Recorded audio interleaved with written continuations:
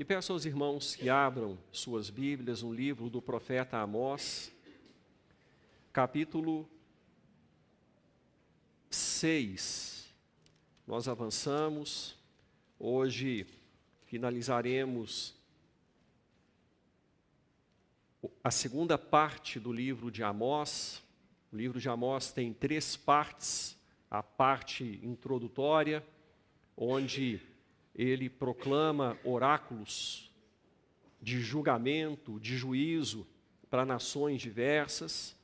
Depois, a partir do capítulo 3 até o capítulo 6, que é essa parte que nós estamos vendo, é uma série de mensagens de julgamento que foram proferidas por Amós no Reino do Norte, uma série de sermões pregados por Amós, sermões duros, sermões pesados, como nós temos visto. E a partir do capítulo 7, inicia-se uma terceira sessão, onde ele vai apresentar algumas visões que ele teve da parte do Senhor. Hoje, então, o nosso propósito é expor o capítulo de número 6, é a nossa oração. É que o mesmo Deus que usou Amós para que ele levasse essa palavra a Israel do tempo do rei Jeroboão II, lá atrás, cerca de 700 anos, mais de 700 anos antes de Cristo, que esse mesmo Deus use essa palavra, que ele entendeu que deveria ser registrada nas Escrituras, para a edificação de sua igreja em todos os tempos e épocas, que esse mesmo Deus fale conosco. Eu farei a leitura, peço a você que acompanhe em silêncio, prestando bastante atenção em cada palavra. Como eu disse, irmãos, é um texto forte. E como disse ao final do sermão de domingo passado, pregado pelo presbítero William Torres, Deus sabe de tudo, e nós precisamos ouvir palavras assim também. É necessário. Faz parte de todo o desígnio de Deus ouvirmos palavras assim. E chegou a hora de ouvirmos, de expormos o livro de Amós.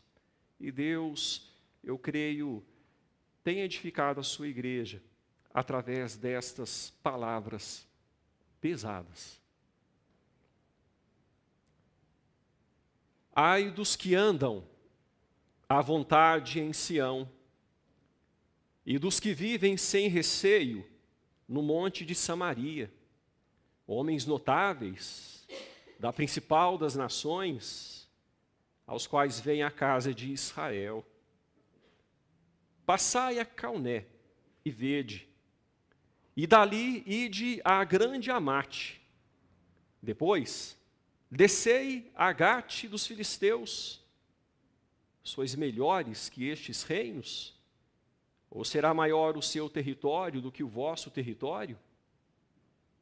Vós, que imaginais estar longe o dia mau e fazeis chegar o trono da violência, que dormis em camas de marfim e vos espreguiçais sobre o vosso leito, e comeis os cordeiros do rebanho, os bezerros do cevadouro, que cantais à toa ao som da lira, e inventais como Davi instrumentos músicos para vós mesmos, que bebeis vinho em taças e vos ungis com o mais excelente óleo, mas não vos afligis com a ruína de José. Portanto, agora ireis em cativeiro entre os primeiros que forem levados cativos, e cessarão as pândegas dos espreguiçadores.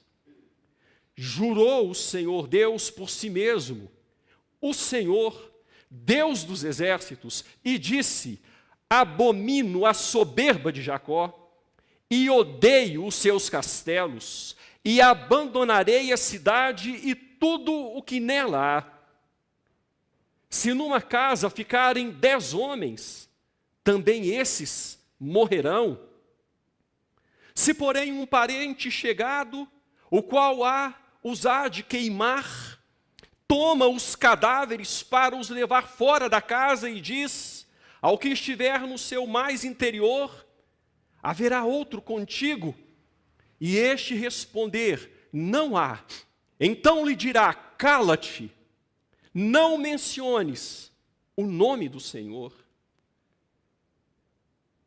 Pois eis que o Senhor ordena, e será destroçada em ruínas a casa grande, e a pequena feita em pedaços. Poderão correr cavalos na rocha e lavrá-la com bois? No entanto, haveis tornado o juízo em veneno e o fruto da justiça em alosna. Vós vos alegrais com Lodebar e dizeis: não é assim que por nossas próprias forças nos apoderamos de Carnaim?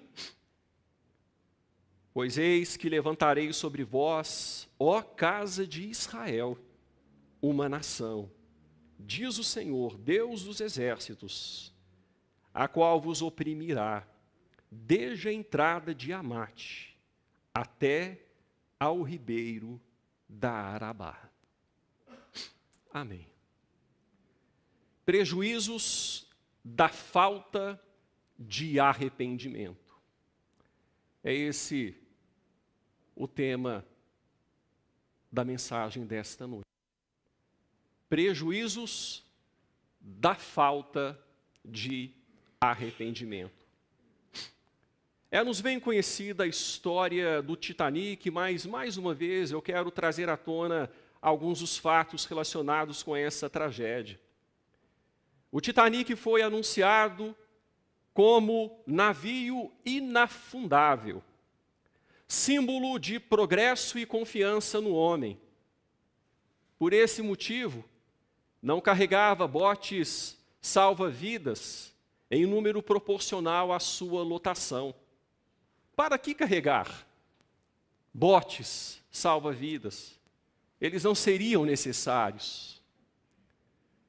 Na noite de 14 de abril de 1912, porém, em sua primeira viagem, o Titanic colidiu com um iceberg. Mais de 1.500 pessoas, das cerca de 2.200 que estavam no navio, morreram. Tantas mortes só aconteceram porque a soberba, a arrogância e a falsa segurança fizeram com que os riscos fossem desprezados. Assim, irmãos, como o Titanic navegava confiante rumo ao desastre, em Amós 6, vemos o povo de Israel vivendo em luxo e riso, ignorando os alertas de Deus. A falta de arrependimento não apenas os iludiu, mas os deixou vulneráveis ao juízo divino. Quando o desastre chegou, não houve mais remédio. Como eu já adiantei, hoje finalizaremos a segunda parte do livro do profeta Amós, a qual engloba mensagens proféticas que Amós entregou ao Reino do Norte e estão registradas nos capítulos 3 a 6. Como os anteriores, esse capítulo, como os irmãos já perceberam, é bem pesado. Nele vemos os prejuízos da falta de arrependimento. E ele nos ensina, em primeiro lugar, que a falta de arrependimento leva a rir quando se deveria chorar. A falta de arrependimento leva a rir quando se deveria chorar. O texto começa com um ai. Uma interjeição de dor, lamento e advertência. Mas especificamente aqui no texto, mais de dor e lamento do que de advertência. Advertências já haviam sido dadas, temperadas com esperança. aqui nós não vemos esperança. Aqui nós vemos dor e lamento. Ai! Ai dos que vivem à vontade, sem receio, tranquilos, ignorando os alertas, como se nada estivesse acontecendo. É a última mensagem de Amós, lá nos centros religiosos de Israel, Betel, Gilgal, Berseba, o povo rejeitando o que Amós estava dizendo. Amós fecha o seu ciclo de mensagens com um ai pesado. Ai dos que andam à vontade em Sião, ele engloba aqui também o reino do sul, e dos que vivem sem receio no monte de Samaria. Para que receio? Samaria naturalmente protegida, num alto monte, como que funcionando de um mecanismo de defesa natural. E Amós entra então com um ar de ironia. O contexto vai nos mostrar que ele age com ironia aqui.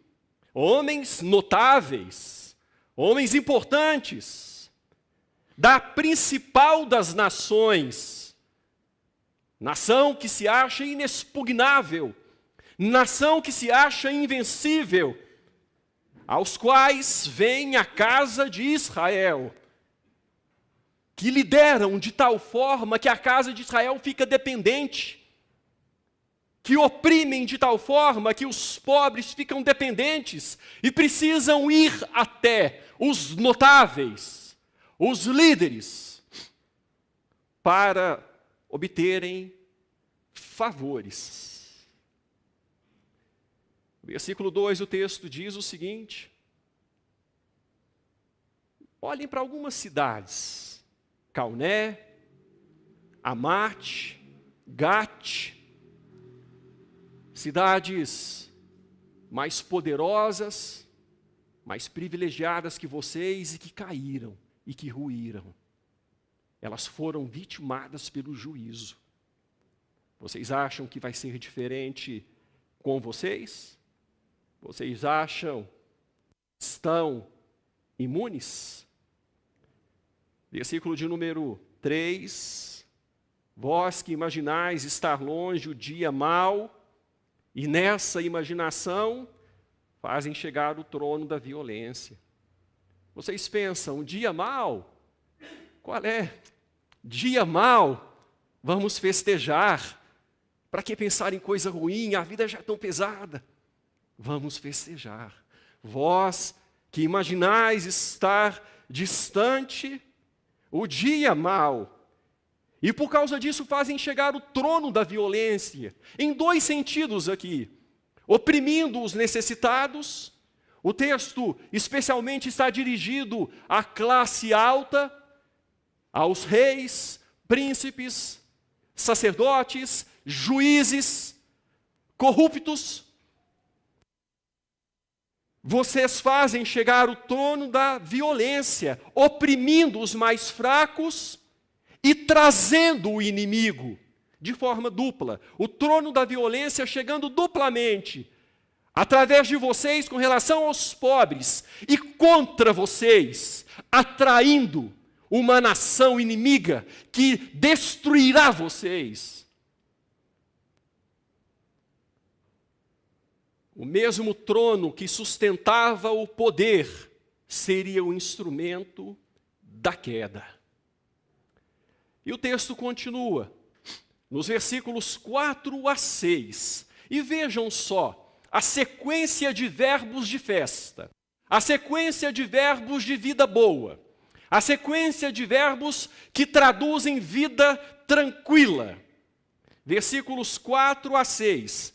Dormis em camas chiques, de marfim. Algo para poucos. Vos espreguiçais em vosso leito. Tem tempo para dormir e tempo para espreguiçar. Comeis cordeiros do rebanho bezerros cevados, churrasco todo dia, carne boa todo dia, que cantais à toa, quer dizer, enrolando tempos, diversão por diversão, cantais à toa, ao som da lira, e inventais, ou talvez uma melhor tradução seria tocais. Vocês cantam e tocam, como Davi, instrumentos músicos, só que para vós mesmos. Davi tocava instrumentos para a glória de Deus. O povo dessa época estava tocando, cantando à toa e tocando instrumentos músicos para eles mesmos. O texto prossegue, que bebeis vinho em taças. E o termo aqui, irmãos, quando coloca taças, o termo em hebraico, tem a ver mais com bacias. A ideia de grande volume, grande quantidade. Vocês bebem vinho em bacias. Vos ungis com o mais excelente óleo, passam perfume caro, perfume importado. Estão cheirosos, com os melhores cosméticos. Então o texto apresenta que essa era a vida do povo de Israel, rindo quando se deveria chorar.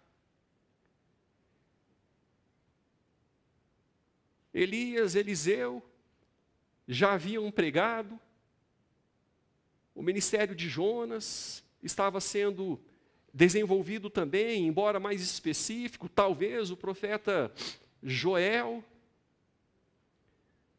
Os sucessores das escolas de profeta, de Elias, de Eliseu. Mas as palavras de arrependimento, as palavras que chamavam a mudança de vida, a se afligir, a lamentar, a chorar, a trocar o riso pelo pranto, eles não estavam ouvindo. Então era dormir, espreguiçar, comer, cantar, tocar, beber, ungir, mas não vos afligis com a ruína de José. A nação está em ruínas. Vocês também estão em ruínas. Só que vocês estão tentando viver de modo a não enxergar as ruínas. Vocês não estão enxergando a ruína de José. Assim como quando José, filho de Jacó, um dos 12 filhos de Jacó, pai de Efraim e Manassés, e o reino do norte era comumente conhecido como Efraim, por causa da tribo de Efraim ter se sobressaído. E quando se fala, não vos afligis com a ruína de José, então o texto está falando com a ruína do país, mas pegando o homem, o José, filho de Jacó. José foi julgado numa cisterna pelos seus irmãos. Os irmãos se lembram dessa história? Ele foi jogado numa cisterna e depois vendido como escravo para o Egito. Enquanto José se entristecia, enquanto José clamava por socorro, seus irmãos comiam e planejavam o lucro que teriam com a venda de José. Eles não se afligiam com a ruína de José, e então aqui Amós usa esse mesmo exemplo, esse mesmo pano de fundo, para dizer que o povo de Israel estava rindo quando deveria chorar, estava festejando quando deveria prantear. Era tempo de mudança, era tempo, Deus estava clamando para que o povo se arrependesse. E para o povo estava tudo tranquilo. A nação deveria estar de luto, mas estava festejando.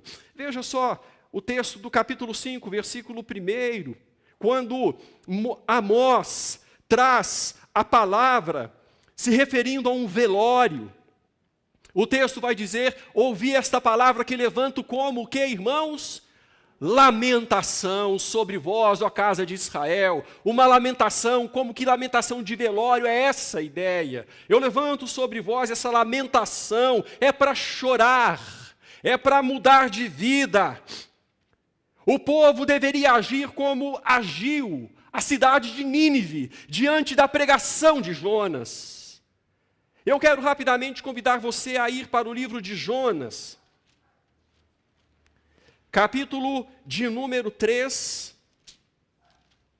a partir do versículo de número 5.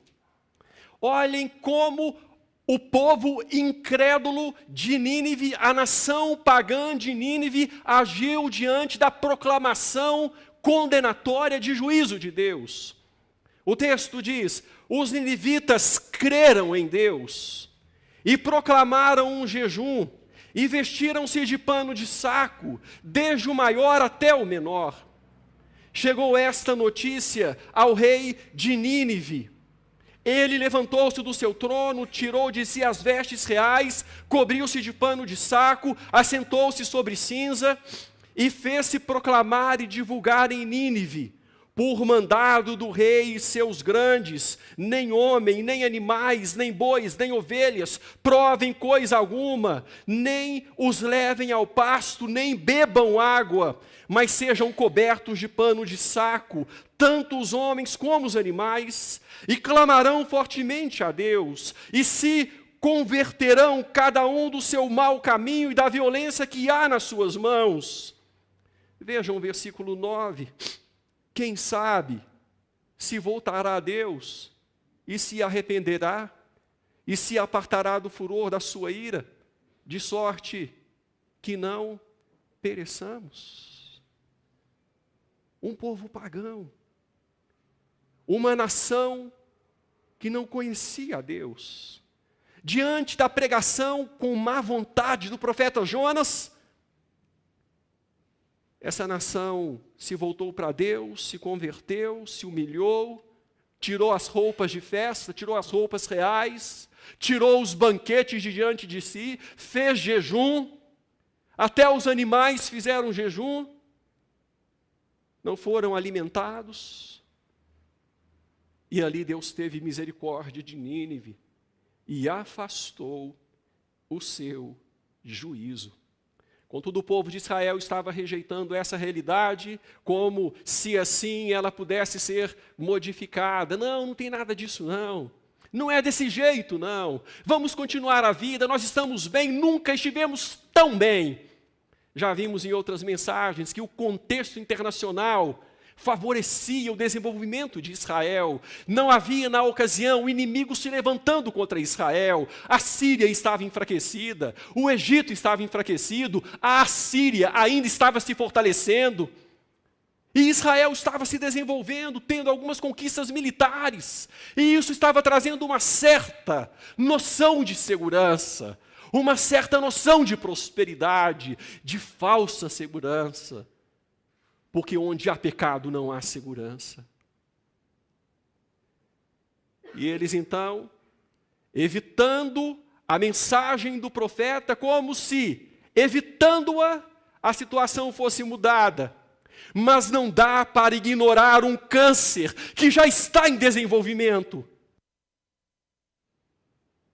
A falta de arrependimento leva a rir, quando se deveria chorar. Meu irmão, nós precisamos nos arrepender com mais frequência e chorar mais do que temos chorado. Qual foi a última vez que você chorou na presença de Deus? Com o coração como que traspassado por um punhal? Ele pediu perdão por seus pecados depois de confessá-los e de ter decidido abandoná-los. Qual foi a última vez que você se colocou diante de Deus lá no seu quarto, de joelhos, e chorou? Falou: Deus, como eu preciso do Senhor, como que eu sou fraco, como que eu sou pecador. Precisamos chorar mais, irmãos. Precisamos chorar mais. A falta de arrependimento leva a rir quando se deveria chorar. A igreja precisa chorar mais.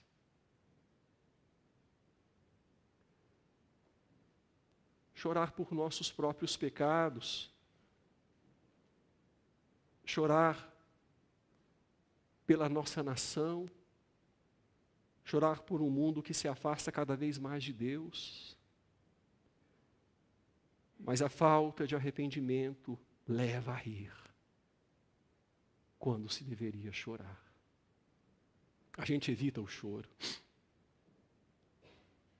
A gente busca alegria. Mas tem hora que o choro é necessário. Além disso, prosseguindo, irmãos, a falta de arrependimento traz à tona o juízo de Deus. A falta de arrependimento traz à tona o juízo. Já adiantamos aqui nos primeiros versículos, né? Vocês trazem o trono da violência. Já mostramos que o arrependimento segura o juízo. Lá em Nínive não foi assim? O arrependimento fez com que Deus retesse ou retivesse o juízo. Mas a falta de arrependimento traz à tona o juízo. Quando lá em Atos, capítulo 3, versículo de número 9, o texto fala de uma pregação que foi feita pelo apóstolo Pedro, em Atos, capítulo 3, versículo de número 19, o texto nos mostra que o povo perguntou o que é que nós devemos fazer, o que é que nós devemos fazer. Na verdade, a pergunta não é aqui não, irmãos, a pergunta está em outro lugar. Aqui é a pregação de Pedro, e dentro da pregação, ele diz o seguinte: arrependei-vos, pois, e convertei-vos para serem o quê? Cancelados os vossos pecados. Arrependei-vos e convertei-vos.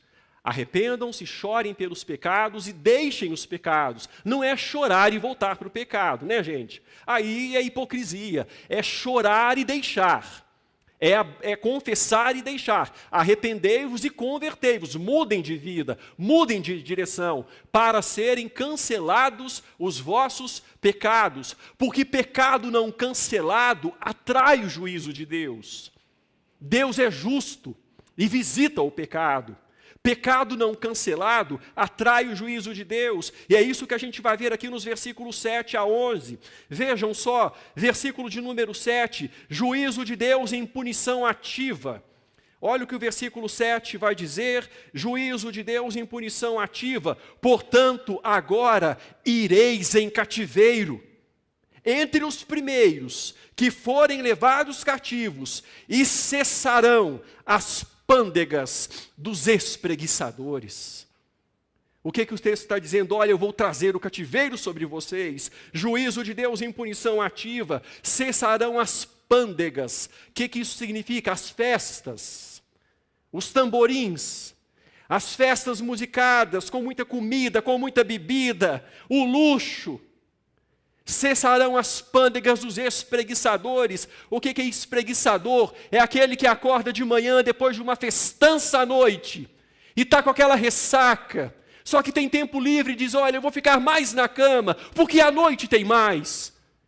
Vai cessar as pândegas dos espreguiçadores, juízo de Deus em punição ativa. Versículo 8, juízo de Deus em punição passiva. Olha o que Deus fará. Jurou o Senhor Deus por si mesmo, o Senhor Deus dos exércitos, para mostrar que a palavra é certa, decidida, vai acontecer, como de fato aconteceu algumas décadas depois.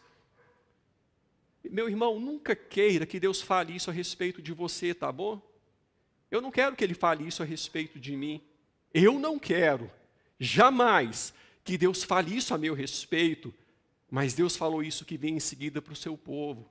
A respeito do seu povo, abomino a soberba de Jacó. E odeio os seus castelos.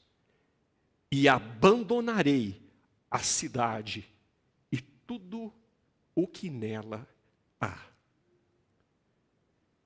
Imagine Deus falando isso a seu respeito, meu irmão. Falando isso a nosso respeito. Eu abomino a sua soberba. Eu odeio a sua ideia de segurança. Os castelos protegidos, cheios de tudo que há de bom. Eu odeio a sua ideia de segurança. Eu vou abandonar a sua vida e tudo que diz respeito a você. Deus falou isso a respeito do seu povo. Juiz em punição passiva. Olha, estou saindo. Como aconteceu na Ezequiel, quando o Espírito de Deus se retirou do templo. Do que vale um templo sem o Espírito de Deus? Do que vale uma igreja se Deus não está mais presente? Do que vale uma religião se Deus disse: eu odeio vocês, abomino vocês, abandonarei vocês. Versículos 9 e 10, juízo de Deus em punição severa, muito severa. É a ideia, irmãos, eu estou andando sem entrar em maiores detalhes para não delongar, mas é a ideia que está nos versículos 9 e 10, se numa casa ficarem 10 homens, também esses morrerão. Se porém um parente chegado, o qual os há de queimar, por causa da infestação da praga, muita morte, corpos em putrefação, pestes proliferando. Se um parente chegado, o qual os há de queimar, toma os cadáveres para os levar fora da casa e diz ao que estiver no seu mais interior, haverá outro contigo, e este responder, não há. Então lhe dirá, cala-te, não prossigas, não menciones o nome do Senhor. Deus não quer que mencionemos o nome dEle, não quer que clamemos misericórdia dEle, Ele não vai ouvir mais. A porta da graça foi fechada, a oportunidade cessou. Não menciones o nome do Senhor, porque pode vir é mais juízo, é mais maldição, é mais dor. Os vossos pecados fazem separação entre vós e o vosso Deus. As vossas iniquidades impedem o vosso ouvido de vós para que vos não ouça. Versículo de número 11. Pois eis que o Senhor ordena, e será destroçada em ruínas a casa grande e a pequena, a casa grande e a pequena, feita em pedaços. O que Deus está dizendo? Olha, é rico e pobre vai sofrer. O rico, por causa dos seus pecados, explorando o pobre, mas o pobre também está com seus pecados e não se arrepende. Se tivesse condição, exploraria também. Uma maldade generalizada, uma maldade do coração, e a maldade, a falta de arrependimento traz à tona o juízo de Deus. O versículo, então, 11, diz que juízo sem acepção. Juízo em punição ativa, juízo em punição passiva, abandonando, juízo em punição severa, juízo sem acepção. Todo o povo em pecado, sujeito ao juízo. Meus irmãos, as Escrituras dizem que de Deus não se zomba. Na ausência de arrependimento não há outro resultado senão o juízo. É o arrependimento que cancela o pecado. E o pecado que faz Deus visitar em juízo. Arrependei-vos e convertei-vos para que sejam cancelados os vossos pecados. A falta de arrependimento nos leva a rir quando se deveria chorar, traz à tona o juízo de Deus e, por fim, ilude corações impenitentes. A falta de arrependimento ilude corações impenitentes. A falta de arrependimento causa como que um torpor por bebida alcoólica, uma lentidão, uma letargia, uma falta de ação. A falta de arrependimento causa como que uma falta de atividade para se mudar a situação, trava. O arrependimento inicia o processo. E essa falta de arrependimento ilude os corações impenitentes, os corações que não se arrependem. E vejam o que o texto diz, versículo 12, o texto vai mostrar que isso é uma loucura. A falta de arrependimento, o deixar de ouvir a palavra de Deus é uma loucura, é um contrassenso. Poderão correr cavalos na rocha, não é o lugar adequado para cavalo correr. A rocha, não. Um terreno rochoso, não. Um cavalo não vai escalar a serra e subir correndo a serra pela rocha. Não é o caminho adequado. Lavrá-la com bois. Tem como lavrar a rocha com bois? Não é o lugar para ser lavrado. Na rocha não nasce vegetação. Não tem como lavrar a rocha, revolver a rocha. É falta de senso, é contrassenso, é loucura. A falta de arrependimento é assim. E o texto então diz, no entanto, haveis tornado o juízo em veneno. O que era o remédio, o que era para ser remédio, está sendo tornado em veneno. O juízo, a justiça, andar em obediência diante de Deus, juízes honestos, que deixaram honestidade, estão vendendo sentenças em prol de poderosos contra os menos favorecidos. Vocês estão trocando a justiça, o juízo, em veneno, e o fruto da justiça em alosna. Aquilo que deveria ser a cura, o fruto da justiça, a cura, o fruto do remédio, a cura, está sendo trocado por coisa amarga, algo que está amargando a vida, que está adoecendo a alma.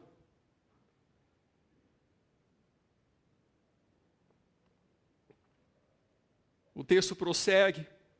Vós vos alegrais com Lodebar e dizeis, não é assim que por nossas próprias forças nos apoderamos de Carnaim? Amós cita vitórias militares do povo de Israel.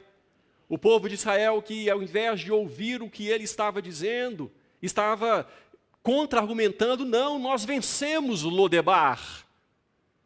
Nós vencemos esta cidade, Lodebar, que significa nada. Aqui, segundo os comentaristas, existe um jogo de palavras, porque a cidade de Lodebar tem o sentido do seu nome é nada, nada. Vós vos alegrais com Lodebar e dizeis, não é assim que por nossas próprias forças nos apoderamos de Carnaim, uma outra cidade que Israel havia vencido naquela época, através de incursões militares. Carnaim significa poder, e alguns acrescentam dizendo poder imaginário. A força de vocês é um poder que não é nada. É como se Amós, Deus estivesse falando assim, através de Amós, vocês estão iludidos, corações impenitentes iludidos. A falta de arrependimento produz corações impenitentes, iludidos. Está tudo bem, vai dar tudo certo.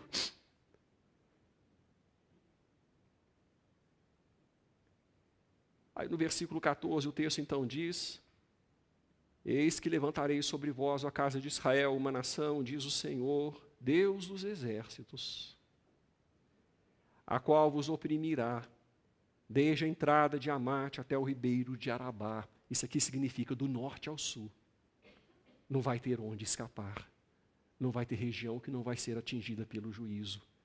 A nação vai ser destruída. De norte a sul. Deus chama seu povo à razão, o qual sem nenhum arrependimento e carregado de soberba, iludido, entorpecido, rejeita o convite de Deus. Irmãos, era essa a situação da época de Amós. Um quadro nada bonito, não é?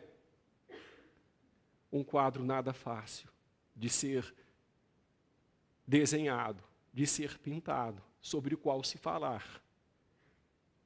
Mas Deus quis que essas palavras fossem colocadas nas Escrituras, porque conhece o nosso coração. E sabe que muitas vezes nós não queremos nos arrepender. Sabe que muitas vezes nós não queremos nos quebrantar diante do Senhor para que os nossos pecados sejam cancelados. E o pecado atrai o juízo, ilude corações impenitentes. O pecado nos leva a rir, quando na verdade era para chorar. E Deus quer nos chamar a atenção. Qual que seria a consequência dessa ação do povo, não dando ouvidos à palavra, rejeitando os profetas? Deus se torna adversário do povo que foi escolhido para ser abençoado. Vejam só que ironia. Deus se tornando o adversário do povo que foi escolhido para ser abençoado. Como a falta de arrependimento ilude os corações impenitentes. Eles não apenas falharam, eles resistiram ao arrependimento, endureceram o coração, persistiram no pecado. Meu irmão, se de alguma forma sua vida estiver assim, não deixe de dar ouvidos à voz da palavra de Deus. Se de alguma forma a sua vida estiver assim, haja rápido. Pode ser que ainda dê tempo de se arrepender e ter o destino mudado. Esaú não teve essa chance. Olha o que diz o texto bíblico em Hebreus. Hebreus, capítulo de número 12. Hebreus, capítulo 12, versículos 16 e 17. Nem haja algum impuro ou profano como foi Esaú, o qual por um repasto vendeu o seu direito de primogenitura. Pois sabeis também que posteriormente, querendo herdar a bênção, foi rejeitado. Pois não achou lugar de quê, irmãos? Não achou lugar de quê? A porta fechou. Não achou lugar de arrependimento, embora com lágrimas o tivesse, mas chegou uma hora que não deu mais. Esperou demais, brincou demais, desprezou Deus demais. Depois chorou, buscou com lágrimas, mas não achou lugar de arrependimento. A falta de arrependimento leva a rir quando se deveria chorar, traz à tona o juízo de Deus, ilude corações impenitentes. Como a falta de arrependimento é prejudicial. Onde há segurança real, irmãos, e verdadeira paz, senão no arrependimento e na mudança de vida. Onde há segurança real e verdadeira paz, senão no arrependimento e na mudança de vida.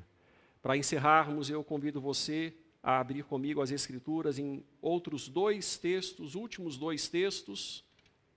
O primeiro texto está em Lucas, capítulo 13. Lucas, capítulo 13.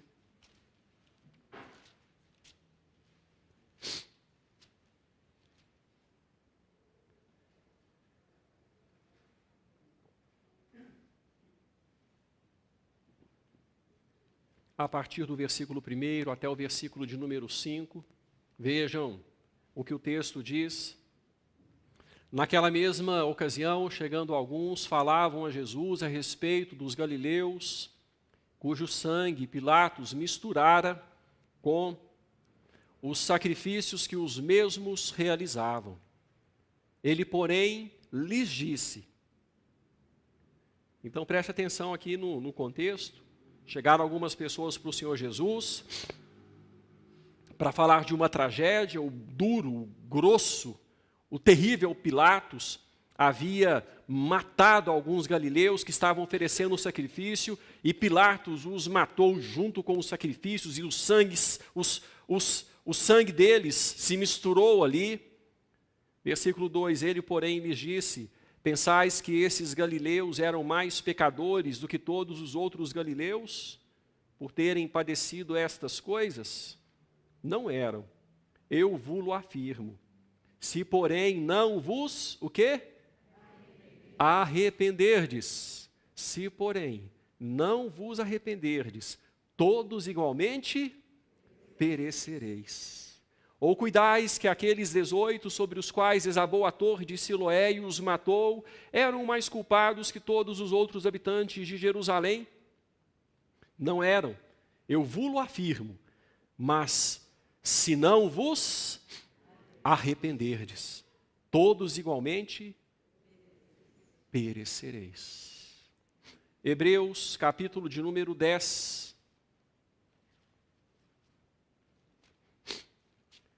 Hebreus, capítulo de número 10, a partir do versículo 26 até o versículo 31. Porque se viverdes deliberadamente em pecado, se vivermos deliberadamente em pecado, depois de termos recebido pleno conhecimento da verdade, já não resta sacrifício pelos pecados. Aqui está citando, o que aconteceu com Esaú. Pelo contrário, certa expectação horrível de juízo e fogo vingador, prestes a consumir os adversários. Sem misericórdia, morre pelo depoimento de 2 ou 3 testemunhas quem tiver rejeitado a lei de Moisés. De quanto mais severo castigo julgais vós, será considerado digno aquele que calcou aos pés o Filho de Deus e profanou o sangue da aliança com o qual foi santificado e ultrajou o Espírito da graça. Ora, nós conhecemos aquele que disse: a mim me pertence a vingança, eu retribuirei. E outra vez, o Senhor julgará o seu povo. Horrível coisa é cair nas mãos do Deus vivo. De quanto mais severo castigo julgará vós, será considerado digno aquele que calcou aos pés o Filho de Deus, aquele que desprezou o Senhor Jesus, que clamava ao arrependimento e que deu a sua vida para viabilizar o nosso arrependimento, para que nós pudéssemos ser aceitados, recebidos, aceitos diante de Deus.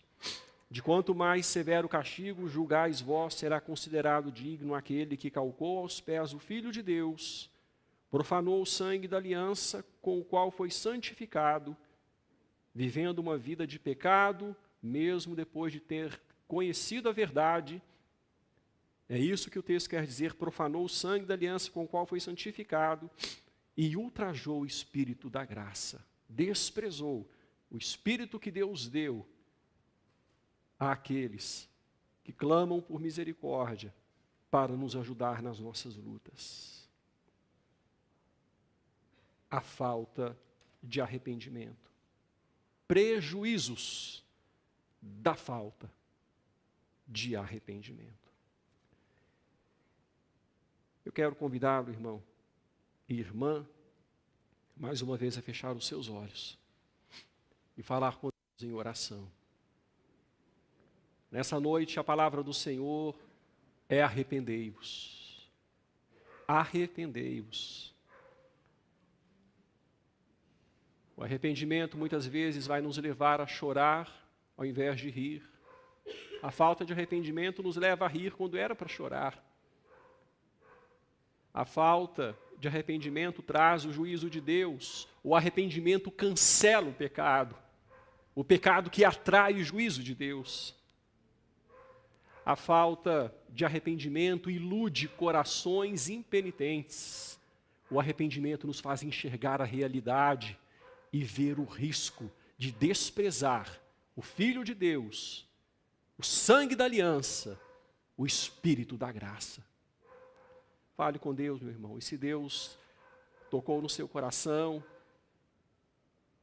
decida-se diante do Senhor a consertar o que precisa ser consertado na sua vida.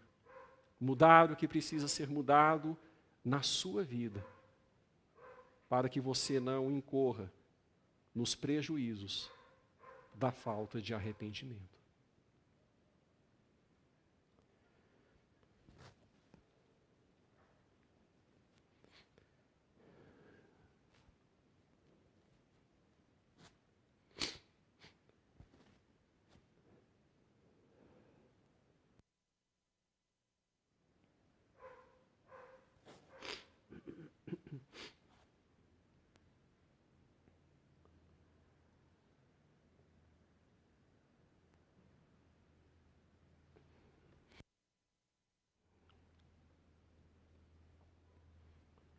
Ó Deus, nós vivemos em um mundo tão louco.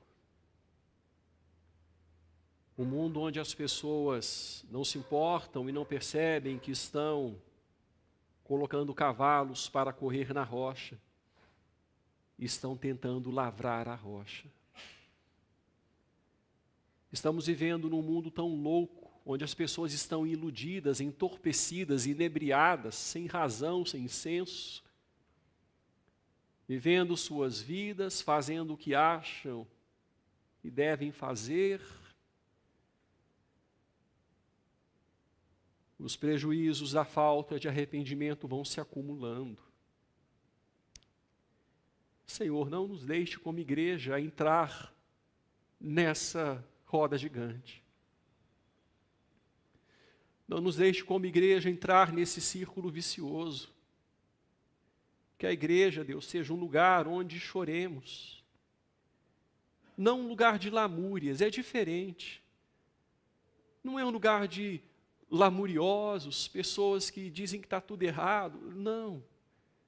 Mas lugar de pessoas que veem a santidade de Deus, contemplam a glória de Deus, e diante da glória, da santidade, do padrão de Deus, do padrão do Senhor, se prostram reconhecendo a sua incapacidade, o seu pecado, e suplicam por misericórdia, e se arrependem, e se convertem, e deixam o pecado. O que encobre as transgressões jamais prosperará, mas o que as confessa e deixa alcança misericórdia. Que a igreja seja um lugar, Senhor, de arrependimento, que de fato venhamos a viver como que primícias da sua criação, uma criação que reconhece que foi atingida pelo pecado, mas que está sendo redimida, está sendo transformada, está no processo de santificação e luta contra as fraquezas, e luta contra o pecado, e não brinca com o Senhor, não zomba do Senhor, de Deus não se zomba. Diz o texto de Gálatas, que rapidamente citamos. Horrível coisa é cair nas mãos do Deus vivo. Ajuda-nos, ó Deus, a não perder a nossa essência como igreja, como aconteceu com uma daquelas igrejas lá de Apocalipse, daquelas 7 igrejas, uma igreja que achava que estava rica, abastada, não tinha falta de nada, e vem a palavra do Senhor dizendo: você é pobre, é cega, é nu, é miserável. Deus ajuda-nos a nos arrepender. E se porventura estivermos cegos, pobres, nus, miseráveis, ajuda-nos a ver o nosso estado e clamar por misericórdia, de modo a sermos perdoados, cancelados os pecados, cobertos com as vestes de justiça de Cristo Jesus. E de fato, como cantamos nessa noite, a luz do Senhor brilhar na nossa vida. E os homens poderem ver que somos diferentes, não por causa de nós mesmos, não por capacidade própria, mas porque nós servimos de verdade ao único Deus verdadeiro. Senhor, ajuda-nos. Não queremos colher os prejuízos da falta de arrependimento. Não queremos fugir do choro. Não queremos, Senhor, atrair o juízo do Senhor sobre nós. Não queremos ter o coração iludido. Ajuda-nos, Pai, cuida de nós, cuida da tua igreja, cuida do teu povo, ouve a nossa oração, tenha misericórdia de nós. Eu oro com gratidão, Senhor, agradecendo pela força que o Senhor deu a Amós, lá naquela época, de desafiar um reinado, desafiar um povo que estava em paz e sossegado, achando que estava tudo bem. Ele foi rejeitado, mas ele falou o que tinha que ser falado. E não demorou para que a palavra que Amós falou, a palavra do Senhor por boca de Amós se cumprisse. Obrigado pela palavra do Senhor através de Amós. Obrigado porque o Senhor hoje nos adverte, através do recado que Ele disse lá naquele tempo, e que continua sendo palavra do Senhor à sua igreja. Em nome de Jesus, aquele a quem jamais queremos calcar com os pés, jamais queremos desprezar o sangue da aliança, profanar o sangue da aliança e ultrajar o Espírito da graça. Livra-nos disso, Senhor. Livra-nos dessa vida, em nome de Jesus, dessa vida de morte. Livra-nos, ó Deus, de sermos como Esaú.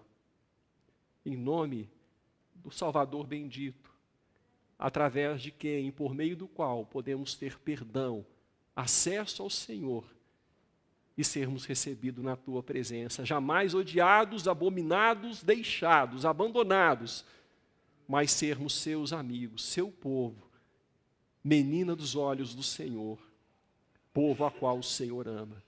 Em nome de Jesus, amém. Irmãos, ide em paz, e que a graça maravilhosa de nosso Senhor e Salvador Jesus Cristo, o grande e eterno amor de Deus o Pai, e a comunhão do Espírito Santo repousem sobre vós e sobre o povo de Deus, a igreja de Cristo Jesus, espalhado por toda a terra, para que faça diferença enquanto o mundo houver, como primícias das tuas criaturas, até que Cristo volte para resgatar sua igreja. Amém.